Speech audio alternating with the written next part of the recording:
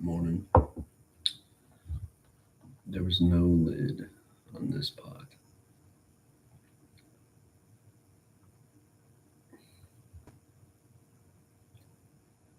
I want to start by building an image.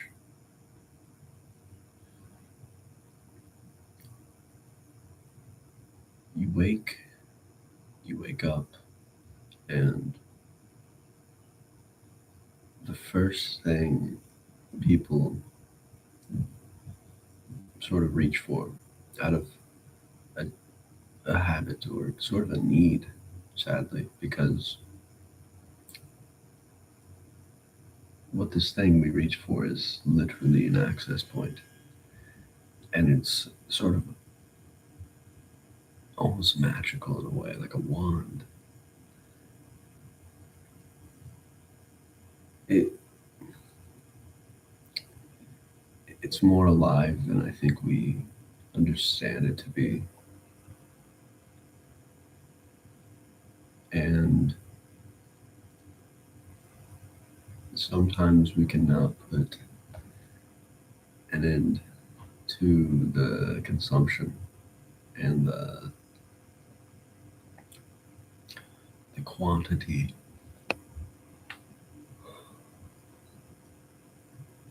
of what is in front of you.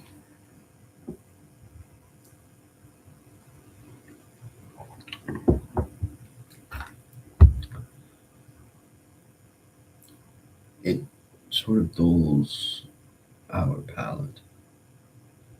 It removes the flavor and the spice. It's we've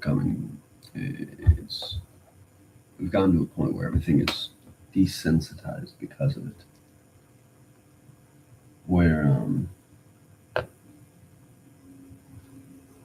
people don't even see the perimeter that surrounds them. Some people do. It's fun to sit in the middle and toy with those who cannot who keep taking the lid off on their own mind, their own perception.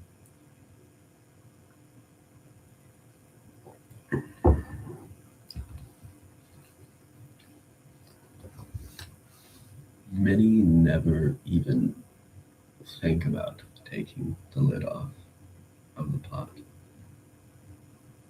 or of opening up the box or of going through that door.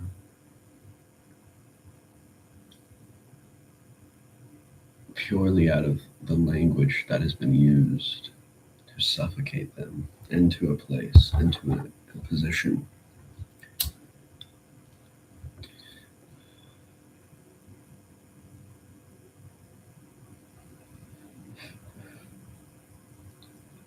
And it's hard and kind of weird to grasp the amount our generation has changed from the impact of sort of the screens coming out of Silicon Valley and those creations. It happened at a very exponential rate, and the timeline we see of our technological developments are exponentially expanding and exponentially increasing. And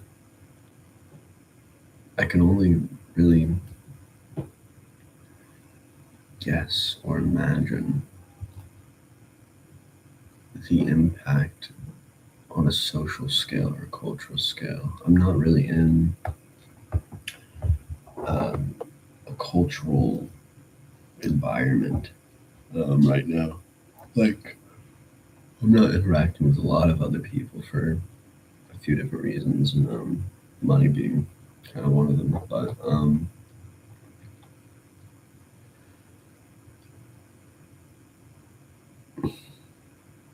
that perimeter is definitely being dissolved in a way. But also, simultaneously it's getting reinforced into the people who are so keen on holding it and keeping it.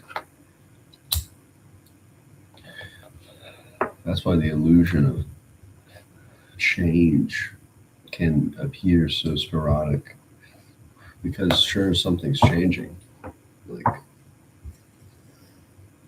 the way the world functions or the way the society is kind of understanding it, but there's also another part of that, which there's another part of society that's forcibly holding on to structure in the same way you're trying to not demolish it, but acknowledge the perimeter, right? Or get people to realize that there is a perimeter. Because a lot of people, you notice these sort of figures is figures who can sort of do what I'm doing in a more formatted way. Um, but they're more focused on critiquing and being in a state of right or wrong when sort of describing what we're experiencing.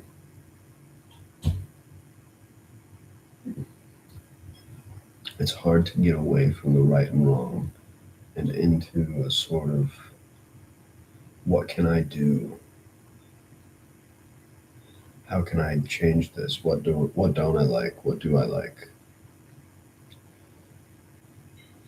Now, the point of thought before what I just explained or described is a point of thought where a lot of people are, where they're just analyzing, critiquing in the state of right and wrong. I can observe these things that are considered right and wrong without being attached in a personal, political party sort of way, and just analyze what's fucking happening.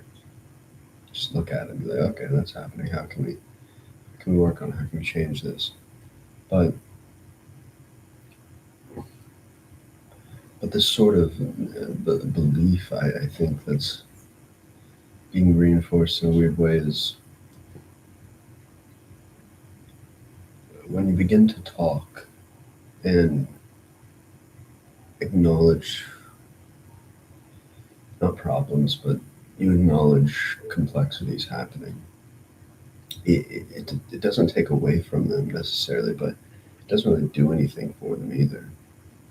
And a lot of what talking is a sort of avoidance. But silence is in the same way. Non-expression, remaining small, is arguably what we lack in this abundant world of expression. And you'd say a dissolving of culture. Because I had someone sort of like play devil's advocate for me in that situation, because I was like, so something we lack is like experiment. And then he was like, man, I think we're in like the most experimental time for music. This was in the context of music, and I didn't realize what I meant by the lack of experiment, but now I did and do.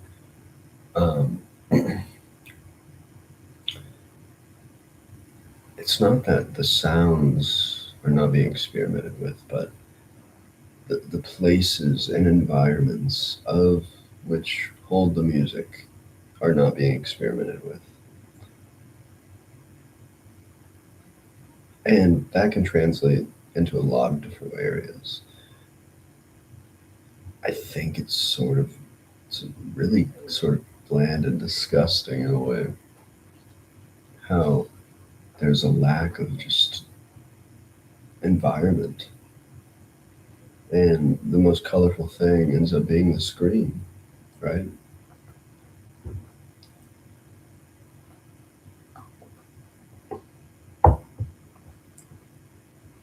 It's easy to talk behind closed doors. It's easy to talk and to be unobserved and talk behind closed doors, right? It's easy for that.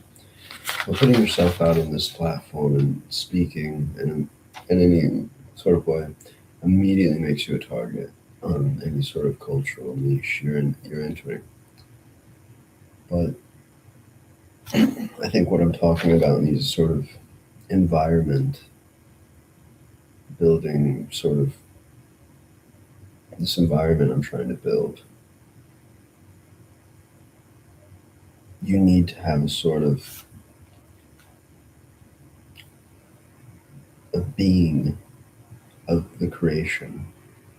Like, I am the now of the creation. There's no separateness of the creation and myself.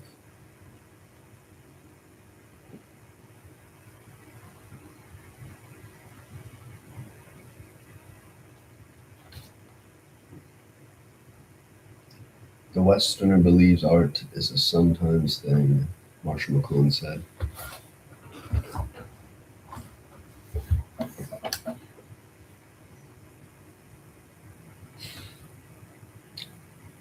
If we begin to change our perception in a way where art becomes an all the time thing, immediately something changes within the physical environment. And that is how your perception or your perspective perceives things, what you correlate things with. I think our correlation and pattern recognition is being forced upon us, firstly, with the way our screens are providing information and stimulation, but it's forcing on us a surrender to build something. And I was curious what it is you could compare what I want to build. And there's a quote, I won't say by whom, but you'll find it if you're curious. Um, Fear of Vikings builds castles. I don't know where I heard it. Just saw it, read it. And what would be considered a Viking in this age? And that is, in my personal opinion, the person who cannot control their ability to want to control.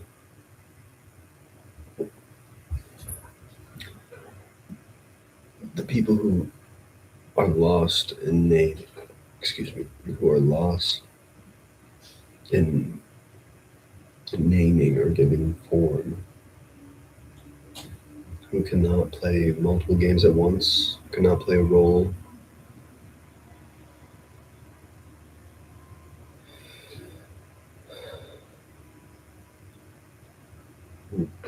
I don't know.